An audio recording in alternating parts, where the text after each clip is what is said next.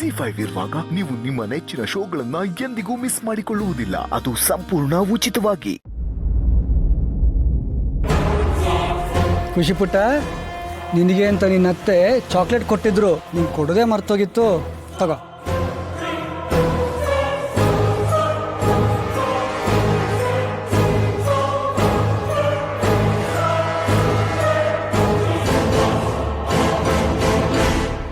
ಒಂದು ನಿಮಿಷ.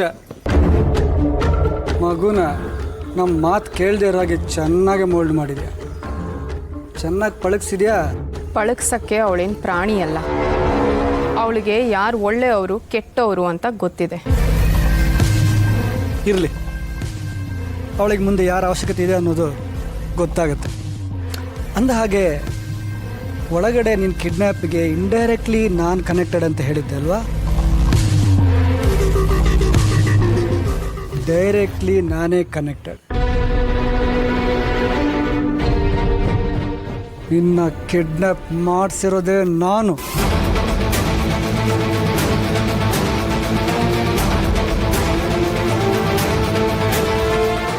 ನನ್ನನ್ನು ನೀವು ಕಿಡ್ನಾಪ್ ಮಾಡಿಸಿದ್ರ?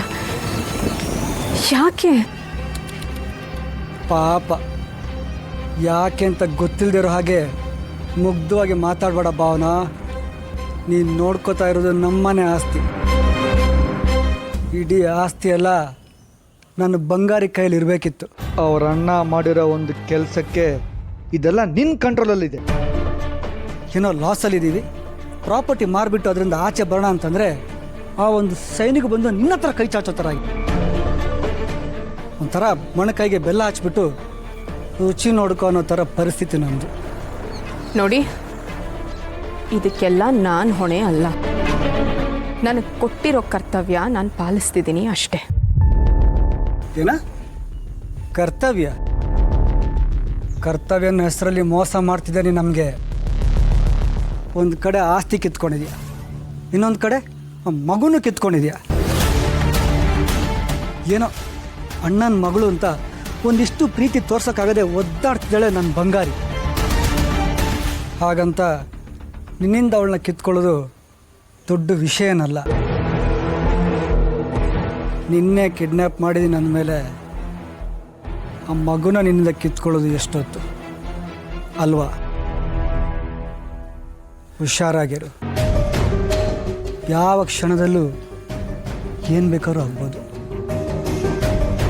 ನಿನ್ನ ಖುಷಿಯಾಗಿರಬೇಕು ಅಂದರೆ ನನ್ನ ಬಂಗಾರಿನ ಖುಷಿಯಾಗಿ ನೋಡ್ಕೊಳ್ಳೋದು ನಿನ್ನ ಜವಾಬ್ದಾರಿ ಆಗುತ್ತೆ. ಇಲ್ಲ ಅಂದರೆ ಯೋಚನೆ ಮಾಡು.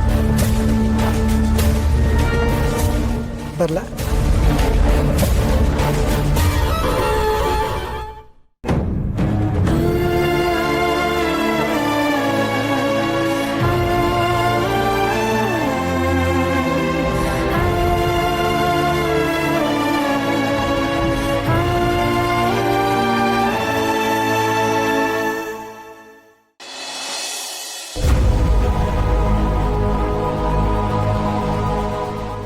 ಆದರೆ ಈ ಮನೆ ಮೇಲೆ ಒಂದು ಹೆಣ್ಣಿನ ಕೊರಗು ಕಾಡ್ತಾ ಇದೆ.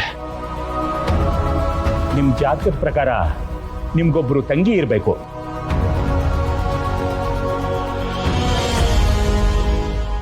ವಿಶ್ವ, ಏನು ಇಷ್ಟೊಂದು ಯೋಚನೆ ಮಾಡ್ತಿದ್ಯಾ? ಅದೇ ತನು, ಶಾಸ್ತ್ರಿಗಳು ಹೇಳಿದ ಮಾತಿನ ಬಗ್ಗೆ ಯೋಚನೆ ಮಾಡ್ತಿದ್ದೀನಿ. ಈ ಮನೇಲಿ ಒಬ್ರು ತಂಗಿ ಇದ್ರು, ಹೆಣ್ಣಿನ ಕೊರಗು ಏನೇನೋ ಹೇಳಿದ್ರಲ್ಲ, ಅದೇನು ಅಂತಾನೆ ಅರ್ಥ ಆಗ್ತಿಲ್ಲ. ಆ ತಂಗಿ ಯಾರು ಅನ್ನೋದೇ ಗೊತ್ತಾಗ್ತಿಲ್ಲ. ಇದಕ್ಕೆಲ್ಲ ಇಷ್ಟೊಂದು ಯೋಚನೆ ಮಾಡ್ತಾರೇನೋ? ನಂಗೊಂದು ಐಡಿಯಾ ಇದೆ, ನಿಂಗೆ ಸೊಲ್ಯೂಷನ್ ಕೊಡ್ಲಾ? ಬಾ ನನ್ನ ಜೊತೆ, ಬಾ.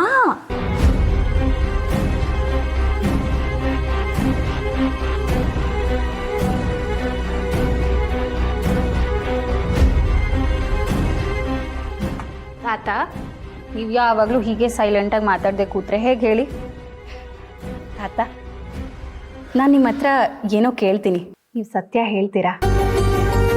ಹೇಳ್ತೀರಾ ತಾನೆ? ತನು, ತಾತ ಮಾತಾಡಲ್ಲ ಅಂತ ಗೊತ್ತು ತಾನೆ? ಅವ್ರು ಮಾತಾಡಲ್ಲ ಅನ್ನೋದು ನನಗೂ ಗೊತ್ತು. ಬಾಯ್ ಬಿಟ್ಟು ಏನೂ ಮಾತಾಡೋಕ್ಕಾಗದೇ ಇದ್ರೂ ಕಣ್ಣಲ್ಲಿ ಎಲ್ಲ ಹೇಳ್ಬೋದು. ಬೇಕಿದ್ರೆ ನೀನೇ ಕೇಳಿ ನೋಡು.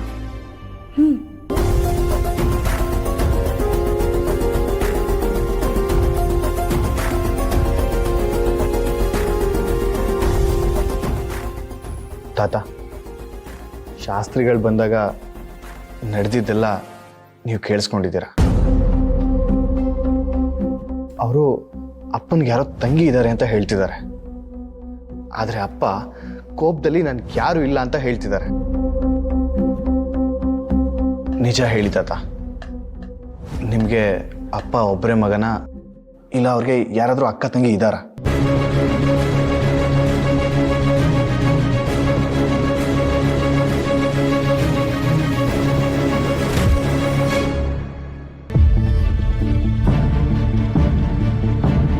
ತಾತ, ನೀವು ಹೀಗೆ ನೋಡಿದ್ರೆ ನಮಗೇನೂ ಅರ್ಥ ಆಗಲ್ಲ.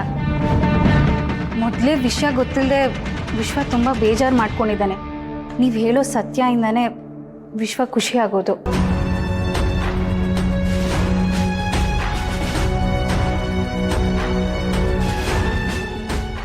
ತಾತ, ಪ್ಲೀಸ್ ಹೇಳಿ.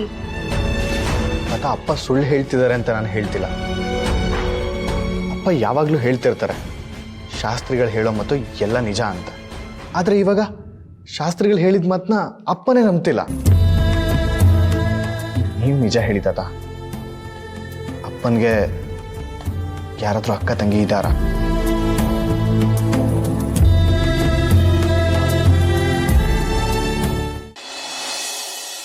ತಗೋಪ್ಪ ವೆಂಕಿ, ಸಾಯಂಕಾಲ ಬರೋವಾಗ ಹೂವ ತಗೊಂಡ್ ಬಾ.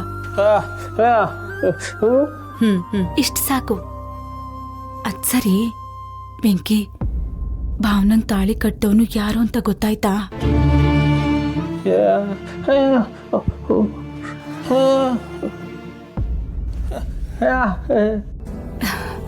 ಏನ್ ಭಾವನಾ, ಮತ್ತೆ ಏನಮ್ಮ ಕೆಲ್ಸಕ್ಕೆ ಹೊರಟ್ಯಾ? ಹೌದಮ್ಮ, ನೀನೇನು ಗಾಬರಿ ಆಗಬೇಡ, ನಾನು ಕೆಲ್ಸಕ್ಕೆ ಹೋಗಿ ಬರ್ತೀನಿ. ಅಲ್ಲ ಭಾವನಾ, ನೀನ್ ಎಲ್ಲಿಗೂ ಹೋಗೋದ್ ಬೇಡ ಅಂತ ನಾನು ಹೇಳ್ದೆ ತಾನೆ. ಅಮ್ಮ, ನೀನು ಹೇಳಾದ್ಮೇಲೆ ನಾನು ಯೋಚನೆ ಮಾಡಿದೆ. ನಾನಿವತ್ತು ಯಾರಿಗೂ ಹೆದರ್ಕೊಂಡು ಮನೇಲಿ ಕೂತ್ಕೊಂಡ್ರೆ ಸಮಸ್ಯೆ ಪರಿಹಾರ ಆಗಲ್ಲಮ್ಮ. ದಿನ ದಿನ ಭಯದಲ್ಲೇ ಬದುಕಬೇಕಾಗತ್ತೆ. ಈ ರೀತಿ ಭಯದಲ್ಲಿ ಬದುಕೋದಕ್ಕಿಂತ ಸಮಾಜ ಎದುರಿಸಿ ಬದುಕದೆ ಒಳ್ಳೇದಲ್ವಮ್ಮ?